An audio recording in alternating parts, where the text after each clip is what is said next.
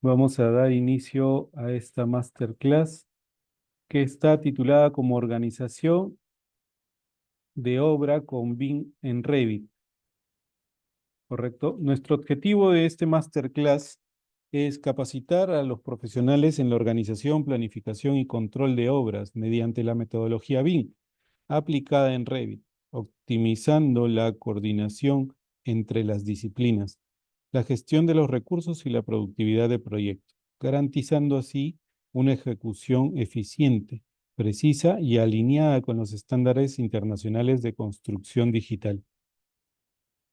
Nosotros, como Certificate Project Control, contamos con los convenios autorizados por Autodesk, por el PMI, por el Colegio de Ingenieros del Perú, por el Colegio de Economistas de Lima, RIT Presto y el Colegio de Arquitectos del Perú. Como podrán ver, nosotros tenemos una presencia activa en los congresos internacionales del PMI, como en Bolivia, en República Dominicana, Costa Rica, Quito, Ecuador, eh, República Dominicana, en México, entre otros. Nosotros tenemos un gran respaldo siendo ATPs del PMI, ya que nos aumentan la credibilidad de nuestros profesionales con una mejora en oportunidades laborales a nivel internacional, creando una red de profesionales con liderazgo. Y en cada uno de nuestros diplomados obtienen PDUs del mismo PMI. También, como podrán ver, contamos con la autorización, la certificación del ISO 9001 en sistemas de gestión de calidad.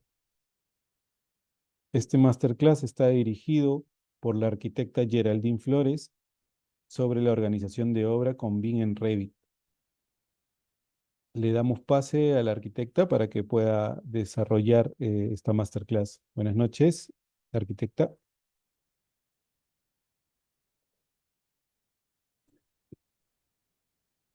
Sí, buenas noches con todos. A ver, denme un segundito para poder compartir mi pantalla.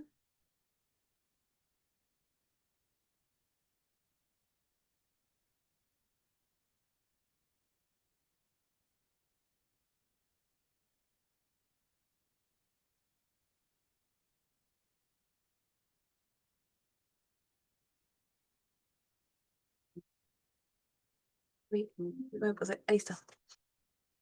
Bueno, primeramente me presento un poquito. Yo soy arquitecta por la Universidad Peruana de Ciencias Aplicadas, como ya lo había mencionado. Actualmente soy coordinadora BIM y bueno, también veo la parte de supervisión de obra para el proyecto de LATAM Airlines para los salones VIP, justamente en el nuevo aeropuerto Jorge Chávez. Ahora, ¿qué vamos a ver un poquito hoy? Lo vamos a partir en dos partes. Es una masterclass, si bien es cierto, de una hora.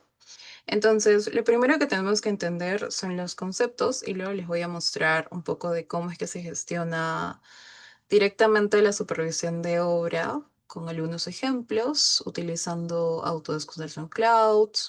Entonces, vamos a verlo un poco. Lo primero que tenemos que saber es que para nosotros gestionar una obra tenemos que ver primeramente ciertos pasos. Tenemos en este caso que aplicar el BIM directamente de la mano de producción, administración de obra, calidad. Tenemos que tener un control de obra. Para esto muchas veces nos apoyamos en lo que se llama planeamiento, utilizamos metodologías como Plan Construction, Locajet, hacemos un control, el Pool Planning, que seguramente ya lo conocen. Ahora, aquí quiero enfatizar en algo, porque también lo menciono, un modelo de construcción. Si bien es cierto, en muchas instituciones, usualmente nosotros modelamos un proyecto en donde se tiene instalaciones eléctricas, sanitarias, arquitectura, estructuras, entre otras, pero es un error pensar que el modelo que usualmente nace desde planos de especialistas es el mismo modelo que se utiliza en obra. Probablemente nosotros pensemos que el modelo que nos den o que obtengamos nosotros de fase de diseño final es el mismo que se tiene en obra y no es así. En realidad, cuando uno está en obra, más que priorizar la parte de nivel de detalle del lot, ahora, ¿qué cosa es el lot? Probablemente ya lo han escuchado. Sabemos que es el level of development, el nivel de detalle que tiene la geometría. En obra los tiempos son muy cortos. No hay mucho tiempo para estar realmente detallando un modelo, así que lo que se busca no es enfatizar en el lot, sino en el OI. Y muchas veces cuando no se tiene un conocimiento claro de las fases de un ciclo de vida de un proyecto, es que se acuerda, por pensar que la parte de fase de diseño final y obra es lo mismo, se acuerda bajo contrato quedar en un mismo lot.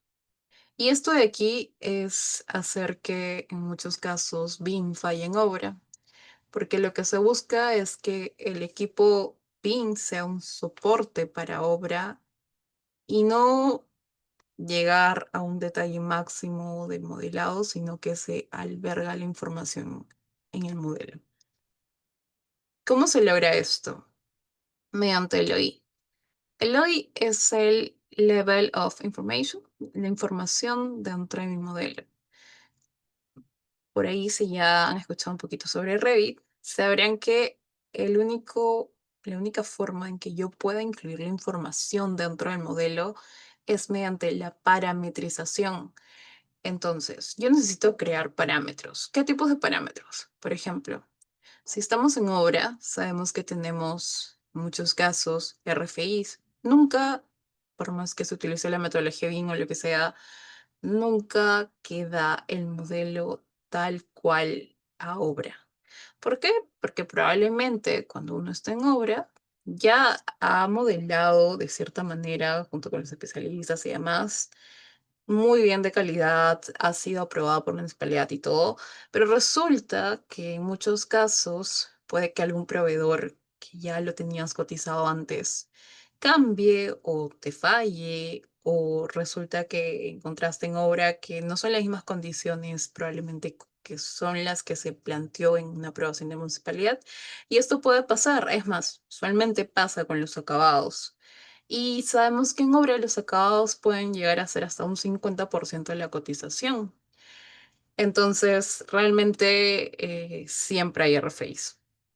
Obviamente que con la metodología BIM tratamos de que esto de aquí no todo se solucione en obra a gran escala, pero sí entra una fase de dejar la parte de diseño final y empezar a crear parámetros que pueden ser los RFIs, que directamente lo genera el equipo de producción, supervisión de obra.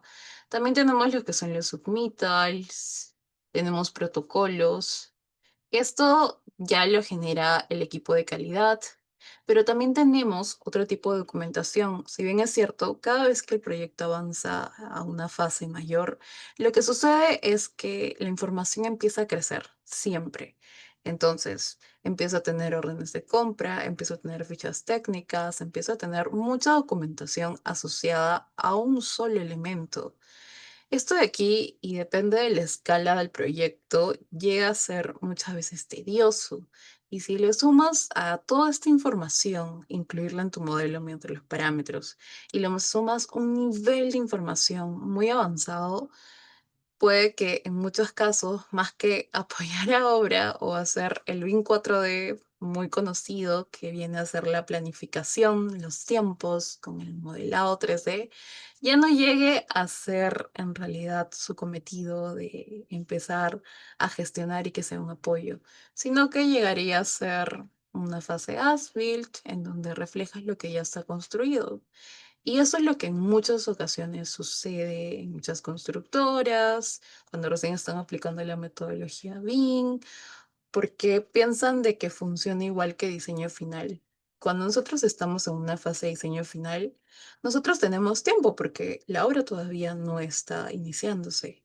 Entonces, podemos detallar a un nivel muy complejo, un LOT 400, podemos incluir mucha información. Otro error que se suele cometer, y como sabemos ahorita estamos hablando de la fase de obra ejecución, es que cuando nosotros tomamos un proyecto, porque estamos entrando, supongamos que somos la empresa ejecutora, estamos entrando a la fase de obra, ya existe un modelo que fue modelado en la fase de diseño final.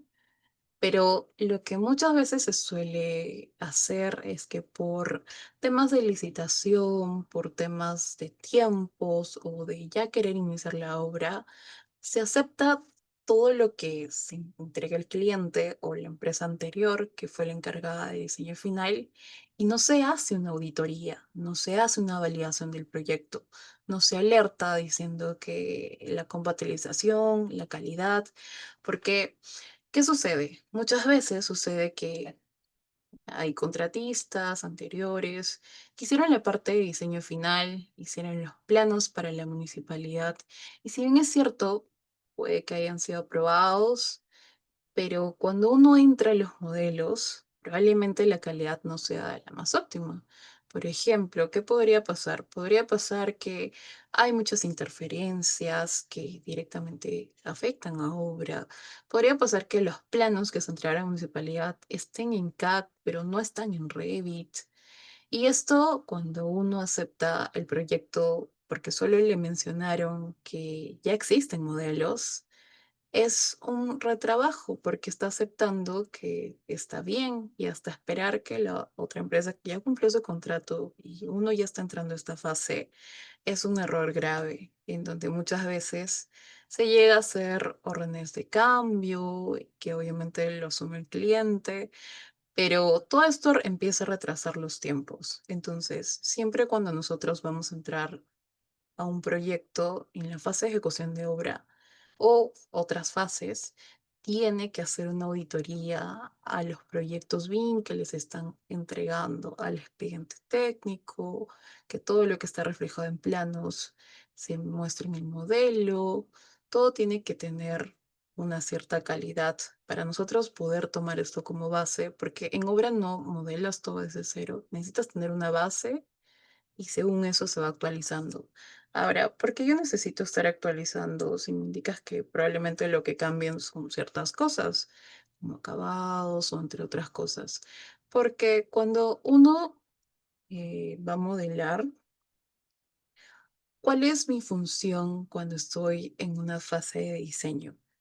Mi función es que mi modelo tenga una calidad óptima y que todo lo que yo modele sea aprobado por la municipalidad, que la calidad de los planos sea muy legible a un detalle mayor para que se pueda entender todos los detalles y encuentros que se van a posteriormente construir en obra.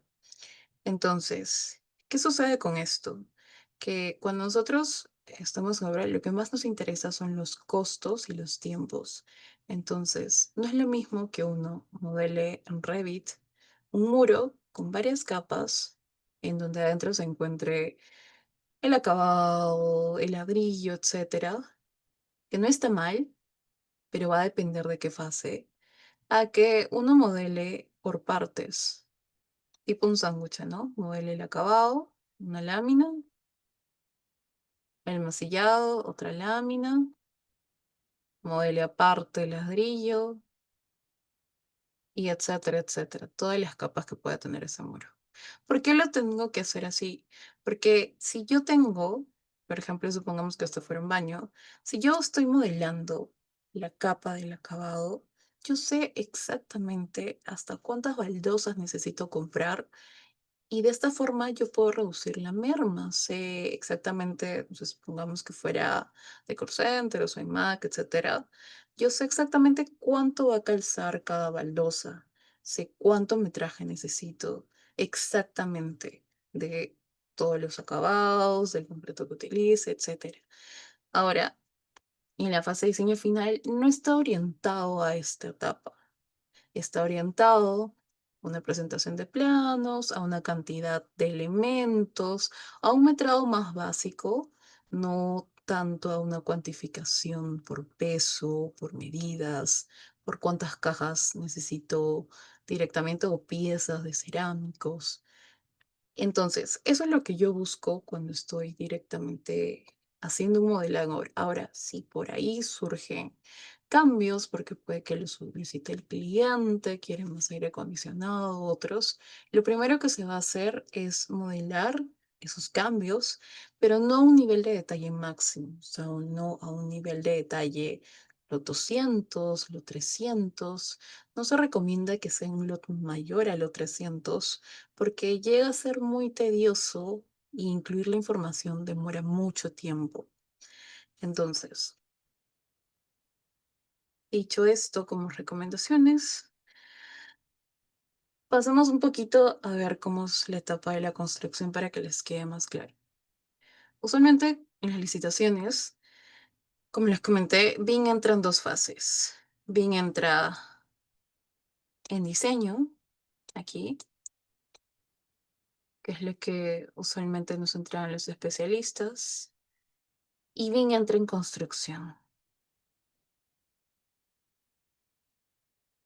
Ok, ahora Bing entra también en otra etapa, posterior entrega, aquí. Lo más conocido o la mayoría de proyectos que hoy por hoy hay en el Perú, sobre todo creo que es muy conocido la parte de los colegios bicentenarios, los hospitales, defensas ribereñas, entre otros, es la fase de diseño final. Y es por esto de que muchas veces se confunde y se piensa de que todos los modelos son iguales, cuando no es así.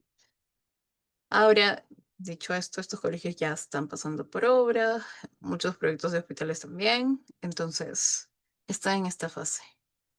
Ahora, cuando un proyecto ya se termina de construir, ya pasó la fase de obra, pasó la fase de diseño, pasa a una fase que se llama Facility Management o gestión de activos. Y esto de aquí cumple la función de hacer un mantenimiento. Ahora, el modelo pasa a un detalle mucho mayor. Se detalla por completo todo lo que se ve directamente construido. Ahora, en esta etapa incluso puede llegar a un lot 400, que es el lot mayor, pero como es de algo ya construido a la realidad, automáticamente pasa al lot máximo que pueda haber en BIM, que es lot 500. ¿Por qué? Porque, bueno, uno cuenta con tiempo, porque ya ha sido inaugurado el proyecto, ya ha sido aprobado los planos ITSE, entonces ya está en esta fase de mantenimiento. ¿Qué es lo que buscaría aquí?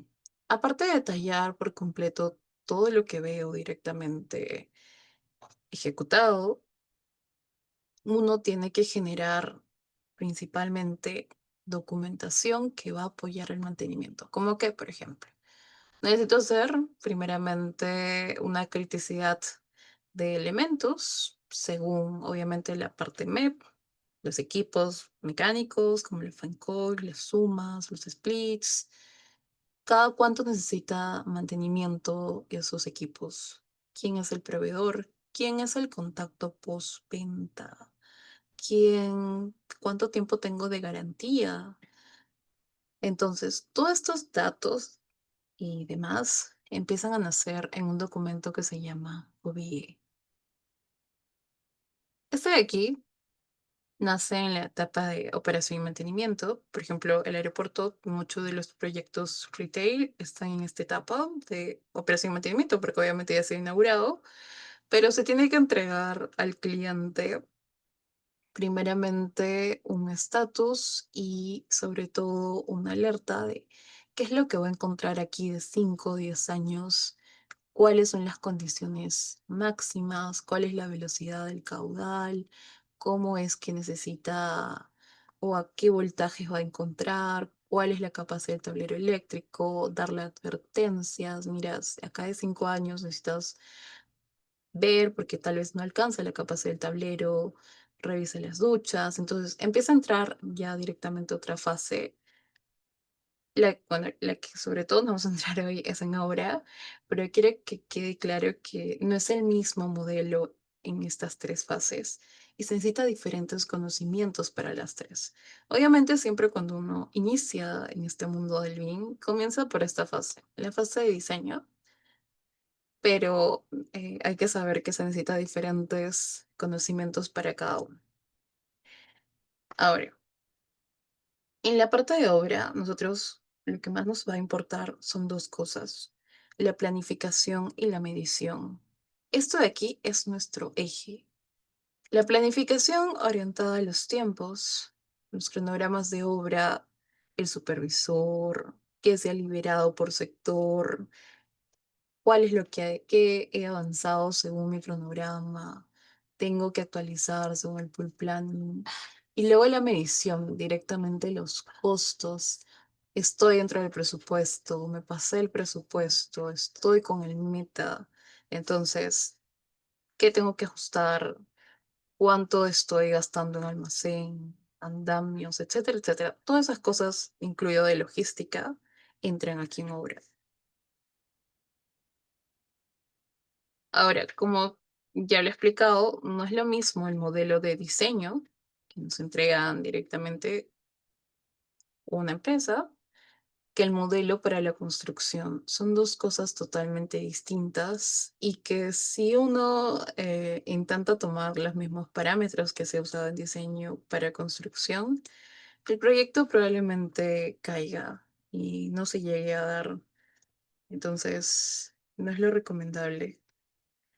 Como también ya les he explicado un poco, el LOT y el LOI, porque aquí está escrito. LOT, Level of Development. Sabemos que es el nivel de desarrollo y madurez de la información. Como les expliqué, si estamos en una fase de obra, no es recomendable utilizar un LOT 4 ni un LOT 5. Lo recomendable es utilizar un LOT 2, un LOT 3, porque lo que a mí me importa de los elementos, cuando yo estoy en esta fase, es el espacio que ocupa. Más que el grosor, el color y demás, a mí me interesa qué espacio ocupa, porque si yo sé qué espacio va a ocupar ese elemento, yo puedo prever y puedo alertar a otras áreas a que dejen ese espacio porque se va a utilizar, no sé, va a pasar un ducto por ahí, va a haber un equipo, una soldadura, etcétera. Entonces, esa es mi importancia respecto al modelo, el espacio que ocupa más que el nivel de detalle que puede tener. En el caso del OI, sí, en el caso del OI, sí se alcanza un nivel de información mucho mayor, porque, por ejemplo, aquí hay una un elemento estructural, pero supongamos de que este elemento estructural que está siendo planificado en obra, como les comenté, por más de que sea algo básico en donde solamente como este no esté a nivel de detalle, no tenga armaduras, etcétera, pero si me dice que ha habido un cambio, si me dice cuál es el código del plano de expediente, cuál es el código del detalle, quién fue la persona que supervisó esa parte de la construcción, cuál es el proveedor encargado, no sé, del cemento, etcétera. Yo puedo saber tan solo dando un clic, por más de que ese modelo no sea súper detallado, puedo encontrar toda la información de obra que muchas veces es dispersa y que cuando uno recién entra al proyecto llega a ser tedioso porque hay un montón de documentación y no se sabe en cuál está. Y sobre todo porque aquí ya empieza a haber muchos equipos, ¿no? Está producción, está calidad, está administración, está costos. Y cada equipo tiene pues sus metas, todos corren con el tiempo. Entonces, algo que también se suele pensar es que en esta etapa Bing es como la parte de diseño y solamente nos vamos a centrar en que Bing hace su modelo y pues producción, calidad y todos los demás no tienen absolutamente que saber nada de eso porque pues son especialistas en otra área. Y no es tanto así, a lo contrario. Si bien es cierto, Bing puede dominar, el equipo Bing como tal, puede dominar mucho software y puede conocer mucho sobre la metodología Bing y demás, porque para eso se ha capacitado, lo ideal es que todos tienen el mismo objetivo, que es el proyecto. Entonces, por más de que los demás no utilicen como tal los softwares, sí deberían utilizar un entorno común de datos, porque de esta forma toda la información se encuentra centralizada. Al estar la información centralizada y al empezar a manejar cómo es que se utiliza el ACC, no solamente le apoya a BIM, sino que también apoya a sus equipos. No todo es OneDrive o Google Drive, no todo es correo, sino que todo empieza a tener un historial de obra, todo está centralizado. Y obviamente esto puede ser muchas veces apoyado por el coordinador BIM en dar capacitaciones a todo el equipo para que se puedan utilizar correctamente las herramientas.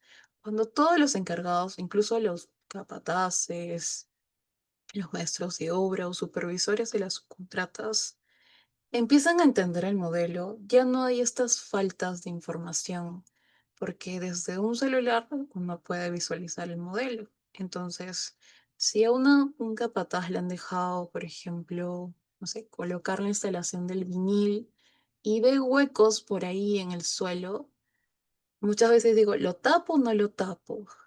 Bueno, si bien es cierto, siempre hay un supervisor de obra, pero si tiene el modelo, donde selecciona el modelo y le arroja un código de plano, ve el modelo que justamente está cortado el piso porque va unas rejillas de desagüe ahí en ese huequito, pues obviamente vas a ver sin necesidad de estar buscando planos o estar preguntando mucho, va a entender de que, ok, yo necesito cortar porque ahí van a ir unas rejillas de desagüe. ¿Ok? Entonces, todos manejamos la misma información, obviamente seguramente lo va a validar con su supervisor de obra, pero todo esto ayuda mucho a que la información no se escape. Sabemos de que muchas veces en obra, cuando no existe esto y existe una mala comunicación y los tiempos nos están ganando, hay muchos retrabajos cuando se le encarga al supervisor de obra de arquitectura, al supervisor de obra de ingenierías, empiezan a taparlo, para cielo raso tapan una baldosa y justo ahí había un espacio para un parlante, tienen que volver a pintar, volver a hacer perforaciones, son retrabajos, son masillados. Entonces, eso es lo que siempre se trata de evitar y es justamente por lo cual nacen estas metodologías. Aquí van a ver, por ejemplo, un ejemplo de cómo es que esto se aplica a Revit. Este es un muro de tabiquería de drywall, pero existen ciertos parámetros. Está, por ejemplo, el protocolo, RFI y submittal. Como les dije, esta documentación, o bueno, estos códigos que vienen de una documentación obviamente dura en 2D, que son formatos que se hacen directamente en obras, a mano y se escanean como los protocolos, tienen códigos. ¿Ok? Estos códigos, si bien es cierto, referencian un documento, pero también se encuentran en un entorno común de datos. Y también estos códigos no solamente se encuentran ahí, sino que todas las personas que están implicadas dentro de la obra pueden directamente acceder y entender qué es lo que ha sucedido con ese muro, incluso el cliente o la empresa supervisora. Entonces, todos manejamos la misma información. Ahora, como les comentaba, no es necesario que sea un modelo muy complejo. Por ejemplo, hay un modelo súper básico, es, si se dan cuenta, un muro sin capas, o sea, es un muro, literalmente un rectángulo cuadradito. Y esto de aquí me va a servir un montón, porque yo ya sé que pues, necesito ocupar este espacio, necesito o que acá hay otro ambiente, sea subdividido tal vez ese ambiente porque lo necesitaba así o el cliente lo ha requerido, etcétera, etcétera. Pero con este modelo muy básico, si este modelo tiene información que yo necesito, este modelo está cumpliendo su parte para ser parte del modelo BIM para obra. Ahora, como les comentaba, si bien es cierto, puedo que tenga un modelo en donde solo me interese qué espacio ocupe, pero aparte de eso, lo que también me interesa es las medidas. ¿Cuál es la longitud de ese muro? ¿Cuál es su anchura? ¿Cuál es su altura? ¿Qué área necesita o tiene ese muro? ¿Cuál es su volumen?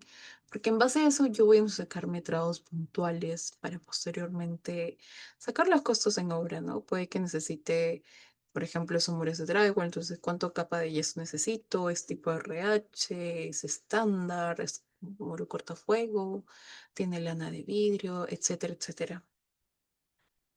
Ahora, yendo un poco a lo que les comentaba al inicio, de que cuando uno está en obra, no debería solamente aceptar por querer comenzar el proyecto lo que le ha dado la otra empresa o no revisar, eso es un grave error. Y no es una recomendación mía como tal, sino que esto de aquí ya lo explica en la Guía Nacional BIM. Ok, justamente en la figura 14 nos explica en la Guía Nacional BIM, en la punto 6 y 7, que ya estamos en la etapa de producción, qué es lo que debemos hacer. Entonces, en una siguiente imagen, lo vamos a ver. En la Guía Nacional BIM, como lo habíamos visto en el punto de 6 a 7, nos indica que cuando estamos en una fase de obra, nosotros debemos comprobar la disponibilidad de información de referencia, de los recursos que nos han sido compartidos. Debemos realizar un control de calidad, debemos revisar y aprobar este intercambio de información. Si no lo revisamos, estamos nosotros también fallando y en no cumplir correctamente con estos estándares. Entonces, es lo primero que se debe hacer, incluso antes de empezar a preparar el modelo para obra. Ahora, como también lo habremos visto, así como en fase de diseño, también se tiene que dedicar a todos los archivos un code naming, que básicamente es un código de nombre de archivo. Otro error grande es de que muchas veces solemos mantener la misma cantidad de modelos de diseño en obra y esto no siempre es lo correcto porque usualmente el cliente suele tener un límite por archivo. ¿Por qué? Porque cuando a nosotros nos entregan en proyectos públicos, por ejemplo, la licitación, ¿no? El concurso de licitación con ciertos requerimientos, no solamente nos indican, ok, necesito que hagas un modelo, que te presentes tal, tal, tal, sino que también mencionan el hardware y el software. Es ahí donde justamente deciden qué Revit usar, qué versión usar, qué software usar. Pero no solamente eso, sino que al indicarte qué computadora necesitas, un i7, un i9, un i5, etcétera, no solamente te están indicando de, porque lo han analizado según el proyecto, qué capacidad necesita tu computadora. Ahora, algunos modelos de Revit pueden pesar hasta 20 gigas, 30, etcétera. Y si uno no decide, este modelo muy pesante no desea de borrar la información, pero sí dividirla. Porque si uno decide seguir con ese modelo, ¿qué sucede con un modelo que pesa mucho? Cuando un modelo llega a pesar una gran cantidad, lo que hace es que si tu computadora era apta para ese modelo, porque probablemente antes solo tenías, no sé, por ejemplo, elementos de estructuras y pesaba 100 megabytes y no pasaba nada, ahora que tu modelo tiene estructuras metálicas, tiene armaduras, pesa 5 gigas, si tu modelo al inicio se demoraba un minuto en abrir y en cargar la información al internet 2 minutos, probablemente ahora se demore 10 minutos y en cargar la información 15 minutos. Y esto no es porque tu computadora se llenó la capacidad de espacio de almacenamiento o otra cosa. Es solamente porque tu computadora no está preparada para tener esa cantidad de información por archivo. No sé si alguna vez les ha pasado, pero esto pasa en realidad hasta con software muy simples, como por ejemplo Excel o AutoCAD. Si alguna, seguramente les ha pasado más con AutoCAD, pero cuando incluso ese tipo de software que se compone netamente de líneas y texto, si le colocas demasiada información, demasiados bloques, llega a empezar a lajearse por más que tengas una i7. Entonces, sucede lo mismo acá y hay que respetarlo. Y como yo les he comentado, cuando uno empieza a avanzar en distintas fases del proyecto, albergamos más información. Entonces, por ende razones, no sería lo correcto de que yo mantenga la misma cantidad de archivos de fase de diseño final, porque en obra voy a tener más información, probablemente más elementos. Entonces, debemos de siempre revisar el peso del archivo. Es algo que muchas veces se le suele escapar a los coordinadores o lo ven al final. Y ver esto al final realmente es un error porque hay que estar partiendo del modelo, copiando muchas cosas a última hora y no es lo ideal. Ahora, ¿qué cosa debemos ver cuando nosotros hacemos una auditoría, por ejemplo, a los proyectos que viene de diseño final? Primeramente, las categorías. Las categorías son clave. ¿Por qué? Supongamos este elemento de aquí. Este elemento de aquí es un interruptor. Acá tengo un toma corriente. Acá tengo una luminaria con su caja octogonal, igual aquí, etcétera. Ahora, todos estos elementos son familias dentro de Revit. Y estos elementos como tal, principalmente pertenecen a categorías dentro de Revit. ¿Qué son las categorías? Las categorías dentro de Revit nos indican qué tipo de elementos o cómo es que lo va a catalogar Revit. Y en muchos casos, muchas empresas deciden descargar de Internet, que no está mal, pero descargar de Internet a una familia, un recurso, o de otro proyecto jalar bibliotecas, hace de que no ha sido primeramente revisado y al no ser revisado estas categorías, ¿qué sucede? Que cuando uno quiere hacer metrados, no quiere incluir información, todo se encuentra disperso.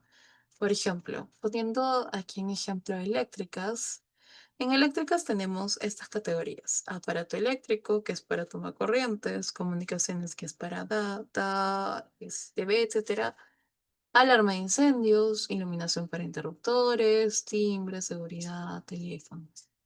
Ok, pero todo esto de aquí pertenece a ciertos elementos. Entonces, por ejemplo, aquí yo tengo una familia muy básica, como se darán cuenta, es un toma corriente, ¿ok? Aquí solo me importa el espacio y cuántos cables se van a conectar. O sea, es lo que es. Ahora, ¿qué sucede con esto? Este elemento, ok, está bien, es un toma corriente, pero está como aparato eléctrico. Una persona que no sabe de categorías, si ve aparato eléctrico, bueno, es correcto, ¿verdad? O sea, el toma corriente es un aparato eléctrico, no hay ningún problema. Ok, pero, ¿qué pasaría si ustedes lo vieran con equipo eléctrico? Si yo lo leo equipo eléctrico, ok, también cumple, es lo equipo eléctrico, un tomo corriente puede ser un equipo eléctrico. Ya, ahora, al tener tantos términos en categorías, es ahí donde muchas veces surge la confusión. Entonces, supongamos, nada más vean este ejemplo, pero supongamos que este toma corriente dice aparato eléctrico, lo cual, como toma corriente, es correcto, pero si hubiera otros tipos de toma corriente, como o sea, un toma corriente tipo meñique, y lo hayan colocado como equipos eléctricos, que este es para otro tipo de elementos, cuando yo quiero sacar metrados, diga, ok, voy a sacar, me pidan, mira, necesito que vamos a ir a comprar ya pues todas las tomas, así que necesito saber un reporte de cuántos toma corrientes son los que necesite para compararlo con el meta, etcétera, etcétera, con los costos y presupuestos. Ok, yo hago mi tabla de metrados como siempre en Revit, escojo aparatos eléctricos, y resulta que cuando escogí eso, me salen que tengo, no sé, 15 como corrientes. Y en el plano me indican que necesitaba 25. Hay una diferencia de 10 y no me aparecen Revit. Y no es porque esté mal modelado, está en el modelo, está en el plano. El error ha sido que están en diferentes categorías. Eso ahí es un error muy grande porque no solamente me afecta a la etapa de metrados, sino que también me afecta cuando quiero colocar parámetros, cuando quiero limpiar el modelo, cuando quiero colocar filtros, cuando quiero empezar a crear otras cosas dentro de Revit, incluso programación, etcétera. Entonces, es lo primero que hay que buscar. Ahora, ¿qué debemos también hacer cuando nosotros revisamos el modelo? Primeramente, se tienen que hacer dos cosas. Muchas veces se piensa de que basta con hacer un class detection, que si tú colocas directamente, usas Naviswork o usas Revisto y empiezas a sacar estos clashes entre especialidades y sale tu reporte, con eso ya está. Y no es así. Eso, si bien es cierto, este es un reporte mucho más exhaustivo, que en muchos casos tampoco se considera algunos conflictos, porque llegan a ser de baja escala. ¿A qué me refiero, por ejemplo? Si yo veo que una tubería de eléctricas, no sé, alumbrado, se está cruzando por 1 milímetro con una tubería de comunicaciones, ¿yo debería reportar o debería solucionar esto? No, no se debería solucionar. ¿Por qué? Porque esto de aquí en muchos casos, llega a caer en una exclusión. Si yo tengo esto en obra, obviamente, obviamente, la persona que lo va a instalar, si lo ve en el modelo que se está chocando 1 milímetro, no lo va a chocar 1 milímetro, ¿no? Le va a poner probablemente pegado o a una distancia de 1 centímetro o algo. Pero, o sea, esto no va a suceder en obra, ¿no? O sea, si choca 1 milímetro, mi tubería de eléctricas con comunicaciones, pues sí lo puedo corregir, pero realmente corregir esto no llega a ser un error que afecte a obra como tal. Ahora, otra historia sería si fuera una tubería sanitarias con eléctricas, ¿no? Pero por eso es que nosotros en el PEP hacemos una matriz de exclusiones. ¿Qué es la matriz de exclusiones? La matriz de exclusiones viene a ser el considerar o hacer una tabla de doble entrada entre las distintas especialidades y subespecialidades y decir, ok, si llegas a cruzar arquitectura y estructuras, ¿cuánto de margen me digas para que se puedan cruzar los elementos? 1 milímetro, cero. Usualmente arquitectura y estructuras es muy poco tolerable, pero MEP suele tener una tolerancia mucho mayor.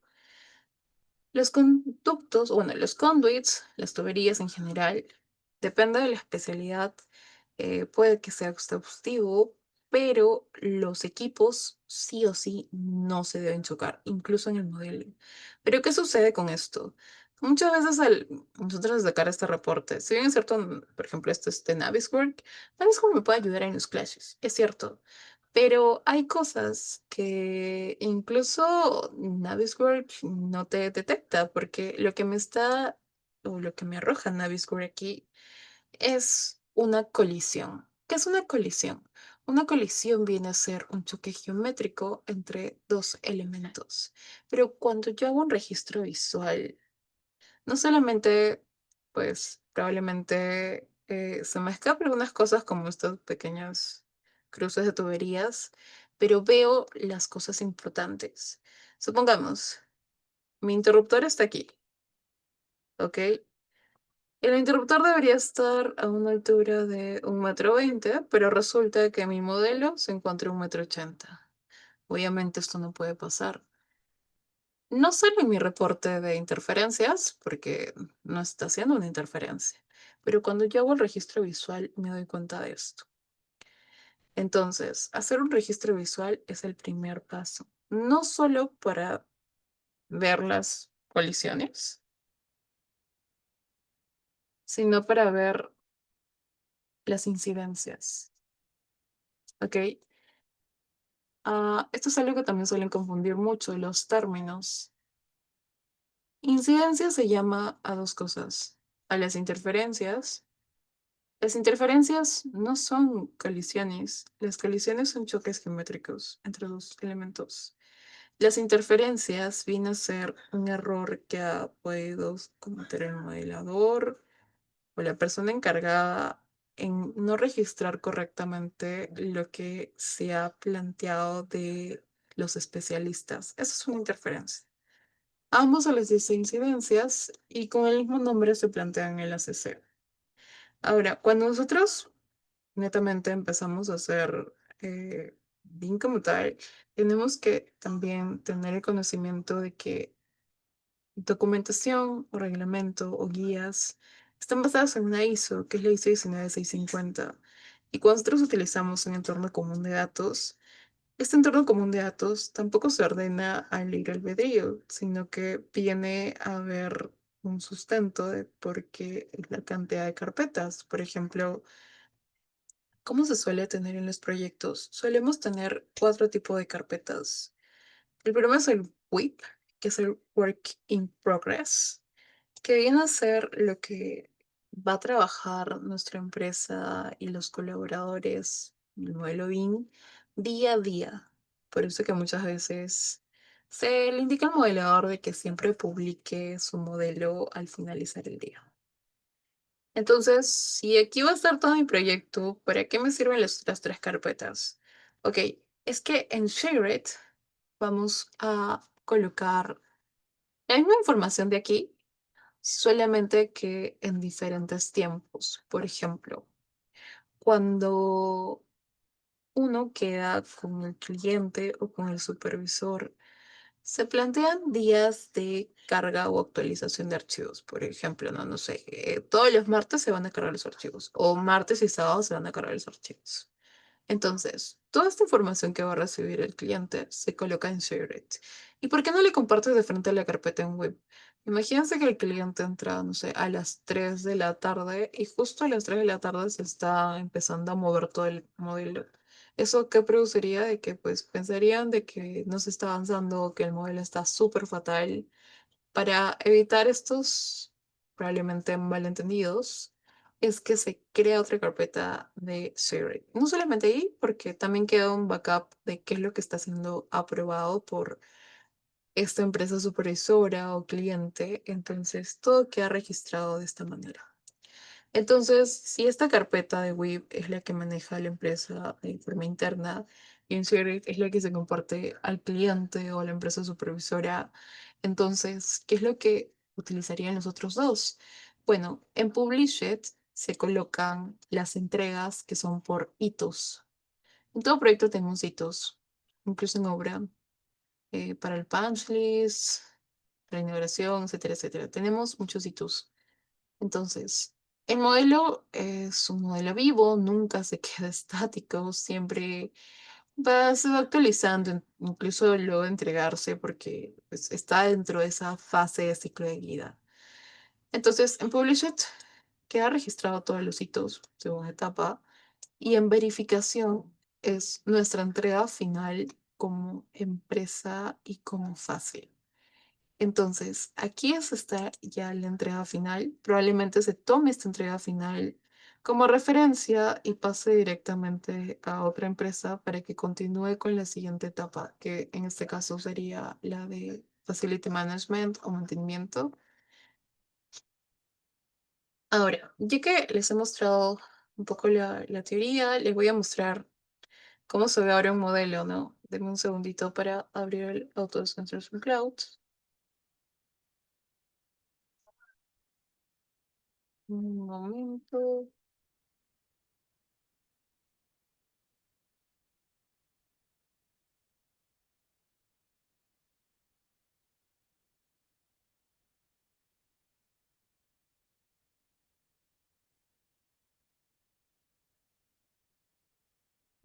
Creo que cargo. Un segundito para ingresar mis credenciales. Igual si tienen dudas pueden ir colocándolo ahí. A ver, denme un segundito. Ok. Si tienen consultas pueden ir escribiéndolo mientras yo voy ingresando al Autodesk Construction Clouds para mostrarles un ejemplo de lo que les he explicado. Ok, primeramente es un poco cómo lo manejamos. Cuando nosotros entregamos el proyecto, usualmente entregamos un dossier. Entonces, de esta misma manera lo mantenemos. tenemos un dossier, tenemos construcción, comisionamiento, que espero que lo entiendan. Básicamente es la parte de calidad de cómo es que se está asegurando y certificando de que todos los equipos y todos los sistemas funcionen correctamente. Dentro de construcción tenemos mucha documentación en general, que no solamente, uy, perdón, que esto está que, y ahora sí, tenemos documentación que no solamente es parte de producción, calidad, administración, sino que también es parte de BIM. BIM se encuentra aquí.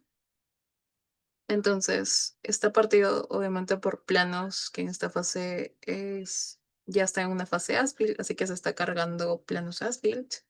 Pero también tenemos un modelo federado, tenemos el PEP, ahorita les muestro, que vaya cargando un ratito.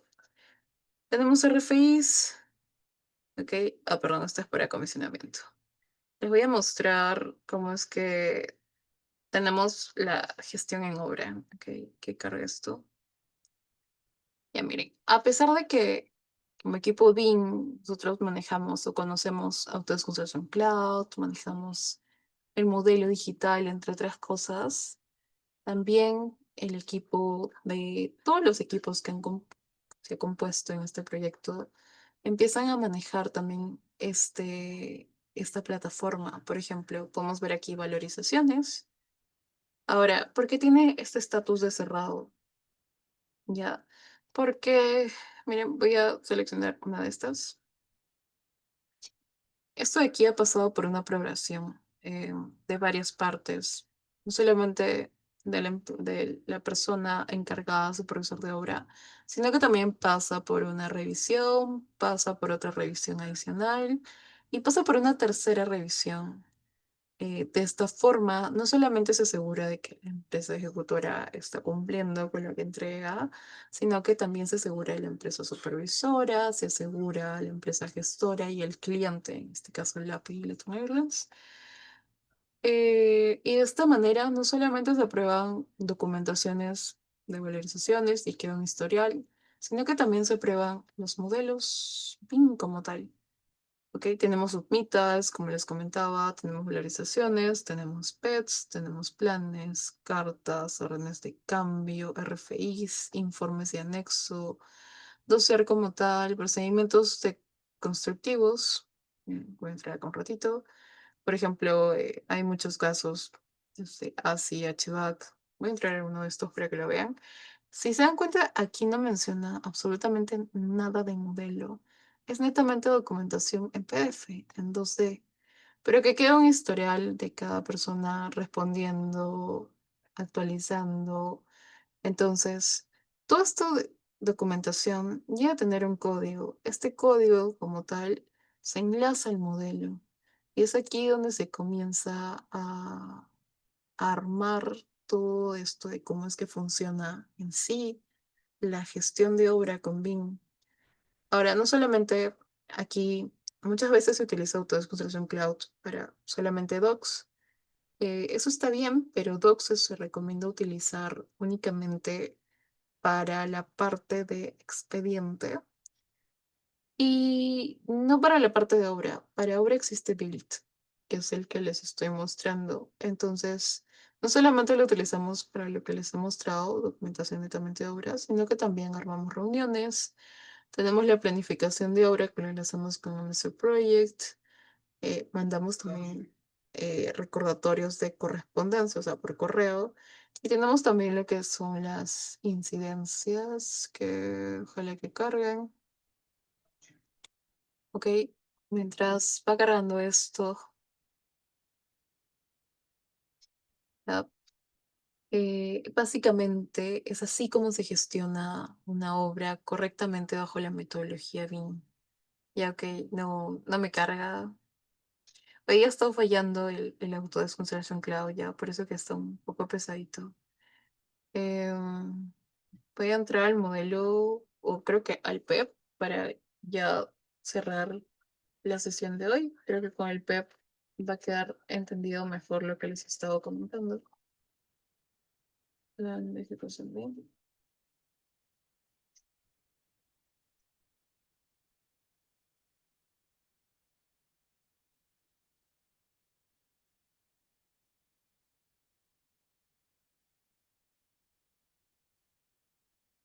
Dame un segundito.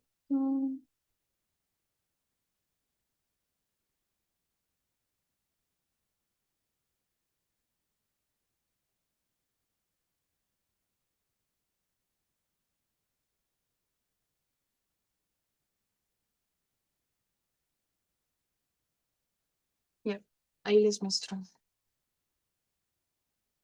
Esto es un web que alberga cómo es que ha sido la transición de fase de diseño final a directamente obra y as-built, pero es porque es un proyecto fast track, en donde mientras empieza a construir, también se empieza a terminar el diseño y también se empieza a amarrar lo que es obra e inmediatamente se continúa con as-built. Ok, entonces primero vayamos a la codificación para modelos para mostrarles un poquito lo que les mencioné. 27, 29. Ay, me pasé. Acá está. Como les dije, todos los modelos tienen un coding name. Básicamente se detalla desde los caracteres hasta qué debería contener cada letra y cada número. ¿Ok? Por ejemplo, este es para expediente, o sea, lo que fue aprobado por municipalidad. Y si vemos, tiene una cantidad de archivos relativa, pero si luego yo me fijo en la parte de obra, tengo muchos más modelos. Y esto es porque obviamente el modelo empieza a pesar más. Entonces ya no es lo recomendable y necesito dividir más esta especialidad. Por ejemplo, ¿no? En eléctrica se plantea dividir toma corrientes, alumbrado y otro para planimetría, para que de esta forma se pueda trabajar correctamente. Igual pasa con la estructura de federación. Bueno, esto de aquí son netamente códigos de planos. Ahorita les muestro un poquito cómo es el flujo.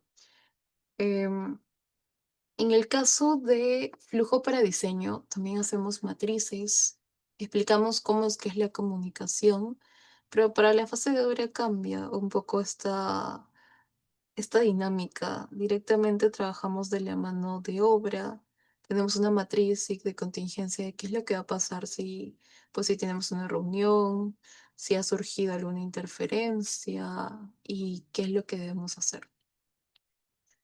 Tenemos todos los parámetros que ven aquí que se ha utilizado para fase de diseño final, que pueden servir mucho como nivel, tipo de elemento, autor, sector, descripción, disciplina. Pero para ahora utilizamos completamente otros. Utilizamos RFIs, MITAL, sector, etcétera. Entonces, todo esto de aquí empieza a ser directamente un compilado de todo lo que necesitamos como base para que realmente funcione el BIM con obra. Entonces, espero que hayan podido aprender mucho de hoy y entender sobre todo mejor cómo es que funciona esta fase y cómo es que se empieza a gestionar la obra directamente con BIM. Así que cuando tenemos una horita de masterclass, me hubiera gustado mostrarles un poquito más con el Revit. Pero bueno, les invito a que puedan inscribirse al curso y también a los otros cursos que ofrece la institución. Muchas gracias. Muchas gracias. Bueno, continuando con la masterclass para poder finalizar, agradecemos mucho a la arquitecta Geraldine Flores, que tiene una amplia experiencia. Como les manifestaba la arquitecta, actualmente nosotros contamos con el curso de modelador BIM Revit con inteligencia artificial. Está empezando el lunes 27, con la frecuencia es todos los lunes, como hoy, de 8 a 11 de la noche, en horario Perú. ¿Correcto? Este diplomado se le va a otorgar 14 certificaciones. Están incluidos en el precio promocional que le vamos a brindar. Va a estar dirigida por la arquitecta Geraldine, como han podido ver su amplia trayectoria y experiencia para poder dictar eh, este curso con las metodologías BIM. La certificación que les estamos otorgando, como podrán ver, de modelador BIM Revit con inteligencia artificial por parte de nuestra institución, Certificate Project Control. También la certificación del PMI con sus PDUs y son 12 certificados avalados por Autodesk. Por los módulos que se va avanzando, se le va certificando, ¿no? Nosotros contamos con todos los medios de pago, EasyPay, Mercado Pago, PayPal, Yape, Plin, transferencia. Los precios están incluidos con IGB y tenemos grandes beneficios para sus inscripciones, ¿no? Les invitamos a los que aún no están inscritos a poder inscribirse. En este momento les voy a dejar un número si quieren participar del curso y conocer sus beneficios en este momento, pues pueden inscribirnos al número comercial que les estoy dejando en el chat o de todas maneras nuestros asesores se estarán contactando con ustedes. De parte de nosotros, muy buenas noches. Esperamos que puedan participar todos de este gran diplomado. Muchas gracias, buenas noches.